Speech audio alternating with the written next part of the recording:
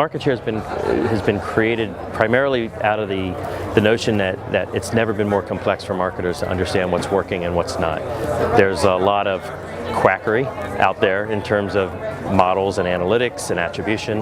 There's a lot of silo-centric solutions that companies are trying to roll up to create a single version of the truth of what's truly driving revenue. So the CFO of one of our big clients told me best. He said, if I added up the ROIs of each of these silos, the company's twice as big as it actually is. And that's something that we see pervasively, that there's a big disconnect between marketing and finance in many companies. So what we figured out how to do is leverage big data, cloud-based computing, and CMO level access to actually create a solution that helps companies make better decisions about where they put their next dollar or euro or yen. You know, if I invest this much money in this particular activity, this is what we're going to get from a P&L standpoint. So linking the actual investment to a sale is very important to help bring not only more credibility to marketing, but also to help companies make 20, 30, 40% improvements in their marketing effectiveness in the first year. What does success look like ultimately for MarketShare?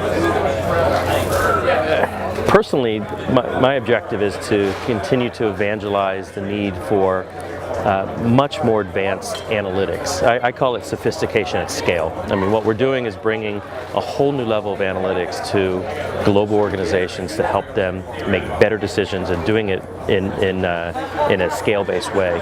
And part of the challenge for us is continuing to pollinate as many of these companies as possible. We've got hundreds of companies on the platform already spending a significant amount of money, but the payback has been dramatic for them. Our mission is to continue to accelerate the adoption of this analytics solution on a global basis. So the more companies that are using this, the better performance they get. And I think about the big picture of the ripple effect. You know, if we can help one of our clients, say a car company, actually get so much more performance that they have to open another factory, for instance, that they have to hire more people, that our parents who have invested in their stock are actually seeing a yield. That stuff's very meaningful. The ripple effect of what we're doing by providing access to software as a service, providing access to big data for the first time for these companies, is having a very material effect on companies and on the ecosystem. So that's long term. We will likely, I'd say probably in the next 2 years, have a public offering. About a year ago, I got asked by Harvard Business Review to write an article on next-gen analytics and how it's actually impacting businesses. And so that article thankfully became the cover story and is all about this topic of companies migrating from less sophisticated ways of marketing to more sophisticated use of analytics to actually drive day-to-day decision making. That's a big shift. Companies have historically used analytics and models for maybe once every 6 months, once every 12 months backward-looking views.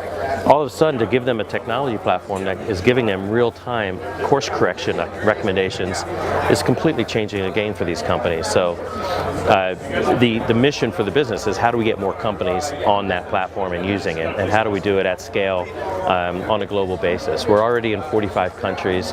We're already directing, this year we'll direct over $60 billion of advertising through on behalf of our clients. So we're by far the largest company in this space.